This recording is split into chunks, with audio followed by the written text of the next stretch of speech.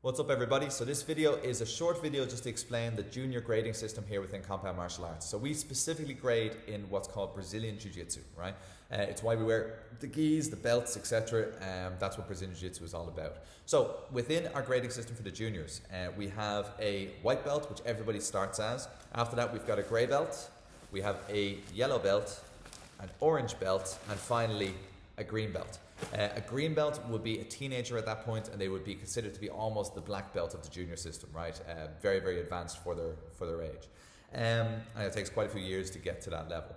Now, within each belt, there's also 3 variations of that belt. So for example, when you have a gray belt initially, there might be this white bar running through it. The next belt up from that, in theory, is a solid gray belt, and then you might have a gray belt that also has a black bar running through it as well. The idea behind this is that it allows us to kind of spread out the progression from, let's say, gray belt to yellow belt, while still giving continuous positive reinforcement to the kids or to the teens as they're developing. On top of that, you'll notice jiu-jitsu belts, what makes them stand out is they will have a black bar on one end of the belt. And the reason that's there is to display stripes. So stripes are white tape. You can have up to 4 on each belt. And again, it's a progression within the belt system. So you could be a 1-stripe white belt, a 3-stripe white belt, a 4-stripe white belt, and you can progress from there. It's very important that we have this, and it's for 2 reasons. One is there's age limits, or minimum age requirements, I should say, on different belt levels. So even if a kid is very, very talented, they might not be allowed to become a yellow belt until maybe 7 or 8, and then orange belt is higher again, and green belt is higher again into the teens. So if we were to move a child from white to grey, and we didn't have any other follow-on way to progress them, they might have to wait, if they're quite young, they might have to wait for several years, 2 or 3 years potentially, before they can move on to their next belt level. So it's very important from the sense of like continuous progression, and also basically continuous positive reinforcement for the kids, and recognizing their hard work and rewarding it, that we're able to space out the belt system a little bit. We make a big deal about awarding stripes onto the belt. 1 stripe is a big deal for us, 2, huge deal, right? And going up to a new belt is even bigger again.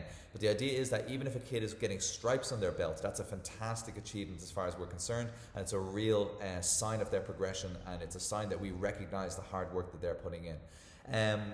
If we have a kid, like I say, who is a little bit younger, we can start them with a belt with the white bar, and then after a period of time, they can be promoted, maybe a couple of stripes on that, they'll be promoted to a solid grey belt, and then finally to a grey belt with a black bar. We don't have to work through that system. A lot of the time in our teens, we avoid the white bar and the black bar, and we just put them onto solid colours. But it's basically a way for us to pump the brakes slightly, so we can have continuous progression for a child as they're working through our system and working through the club. The last thing to consider as well is competition. So if we take a child and we award them a yellow belt prematurely, for example, based on their skill level, and they then say, I'd like to compete, I want to do competition, that can go from being a fantastic experience for that child to being a negative experience, because they find out in competition that as yellow belts go, they may not be quite at the same skill level as some of the other kids, and they might find themselves losing consistently, etc. And of course, losing is something that is part and parcel of competition.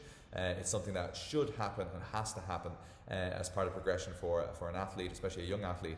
But if it's happening non-stop and consistently because they've been moved to a belt level too early, that can be a negative thing for a child, and can drive them out of the sport and out of the hobby and out of the lifestyle of a martial artist. So we always want to try and avoid that. So within that system of 3 various types of belts, and then within each belt we've got the stripes, it really helps us to continuously progress and make our junior members and adult members feel like they're constantly moving in the right direction without pushing them too rapidly into the next belt level, in such a way that would be negative for them. All right, so I hope this explains it for you. Again, white, grey, yellow, orange, and green. All right, that's the progression levels of the belts. And you can have multiple belts within it and multiple stripes as well. So come our next grading, regardless of whether a child is getting 1 stripe on their belt or whether they're moving up to another belt level, either way we consider that to be a huge deal. We make a big deal about it. You know, it is us recognizing the hard work of each individual child and rewarding that. All right, and that's what it's all about here. So hope this helps. If you have any questions, never hesitate to ask. All right, thanks.